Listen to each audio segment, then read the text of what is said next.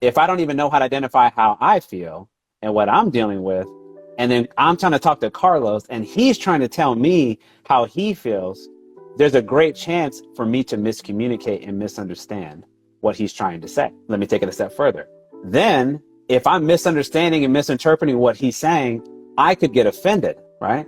Now I don't want to hear whatever else you have to say. I'm shutting it down. Yeah. I don't even care anymore, right? Because I'm making leaps and bounds here. I am jumping from thing to thing without confirming at any point, is this how I felt? Is this what he wanted me to feel like? Is that what he said, right? I don't understand any of that. I caught zero.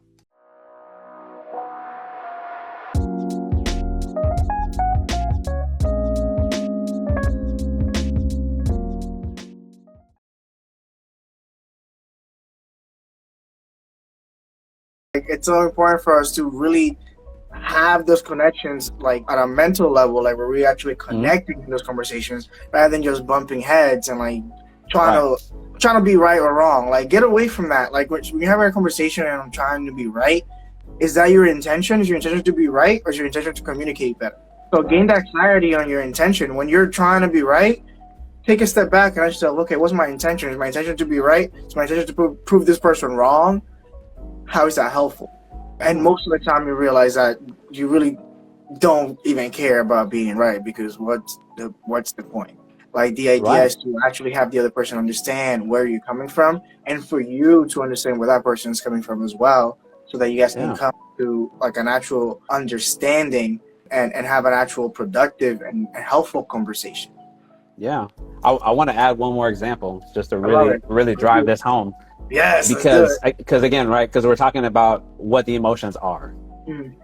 So if I'm in the space, so I'm a man, and I maybe typically struggle with identifying how I'm feeling, let's say majority of the time. That means that in most spaces, I'm going to experience a lot of hardship trying to communicate with other people.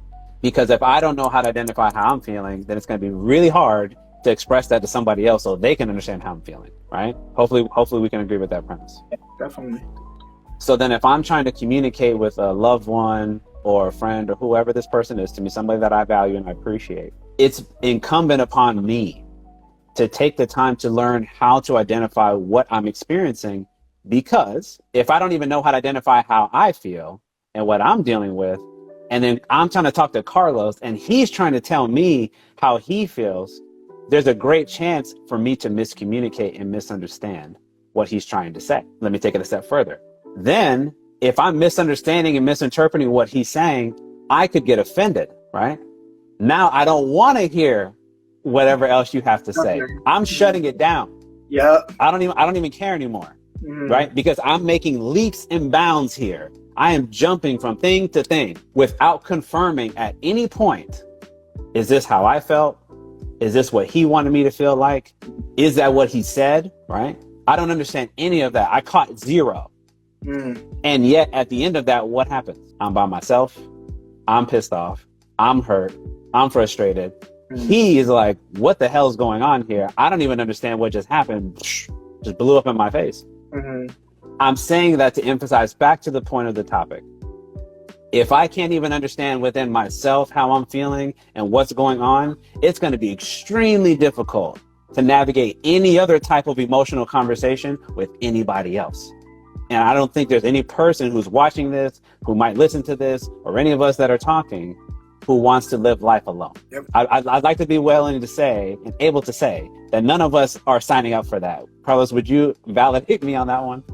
I would agree. I mean, the biggest punishment that we could give someone is solitary confinement for a reason. Like, yeah, literally. Like, we need that social connection. Like, as humans, it's helpful, and it really, like, everything that you're saying, it's amazing, and it really is important. And I think, like, just to even piggyback on what you're saying about identifying our emotions while we're feeling, if you don't know where to start, a good way to start is with your physical, like, what you're feeling physically. Like, if you're, then, like, when you're feeling anxious or sad, like, again, go back to writing down, okay, when I'm feeling anxious, what am I feeling in my body? Start there.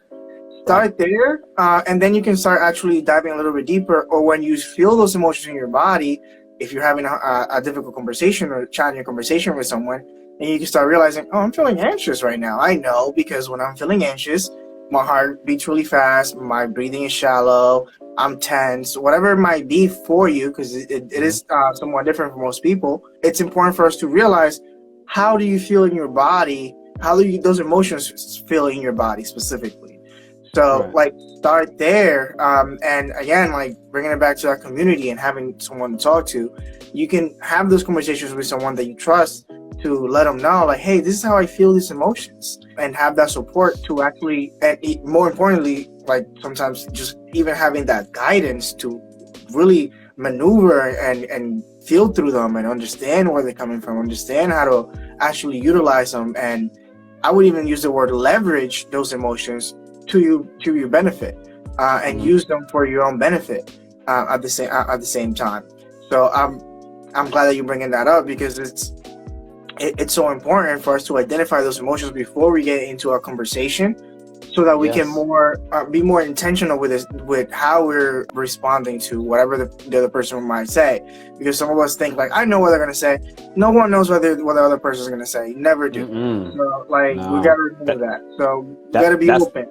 That's the bias, right? That's a bias. That's the bias with those assumptions, doing all that thinking for us, as if I know better. You know, that's something I'm trying very, very hard in every place, in every space that I talk to. If I can get all of us to just simply understand that I'm never going to know how you feel better than you. Right. If I can, like, if you take away zero from this entire conversation, if you can just understand that, because I'm trying to say this like as many times as I have to say it. It will save us so much headache in the future. Like, all of us, everybody can benefit from this. I don't care how long you've known somebody. I don't care how long you've been with them. If it's somebody you're in a relationship with, that you're married to, if it's your child that you birthed, okay? You never know them better than they know themselves.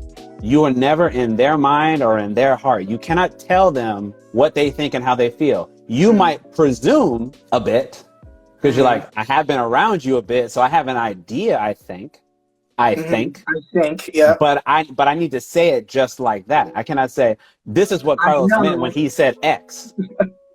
No, you can't say that, man. And that's very arrogant to say that, to even think that you know that about that person. So I really want to make sure that we understand that. If I'm trying to identify my emotions and understand what they are, it is for the purpose to communicate that to somebody else so that they can understand me. And then I can have the space also to be able to receive that from them. That is communication. That is healthy understanding, right? That's productive dialogue. But I have to come to the table with that sort of already ready. To Carlos's example in the beginning of this call, if I have to go give a speech in front of my class or to this large community group, right? And I've prepared zero, my anxiety is probably going to be through the roof, because I have no idea what I'm going to say, because I've identified no core points of what to touch on. I've done zero preparation. That's probably going to be an extremely painful experience, right? Like DJ Khaled said, you're going to play yourself. Yes, no, essentially, you absolutely playing yourself, because everybody's going to be able to tell that you've done nothing. Versus, I come into the space, I'm like, you know what? I've done some prep. I've rehearsed a few times, wrote some things out, right? Maybe I even have some cue cards there with me. Right. Practice in front of my mirror, practice in front of my peers, what have you. That presentation is going to go immensely better. Not perfect. It's going to go immensely better than it would have had I not prepared. It's the same concept when you're trying to have a productive dialogue with somebody. You doing the prep is you identifying how you feel. Maybe trying to understand why you feel that way. If it's in response to what somebody said to you, then you bring that to the table. That's the prep. That's your homework. You bring that to the table to then engage in a meaningful dialogue and conversation with that other person. And there's a greater chance that they're going to understand you and you're going to understand them. And that's the whole point of communication.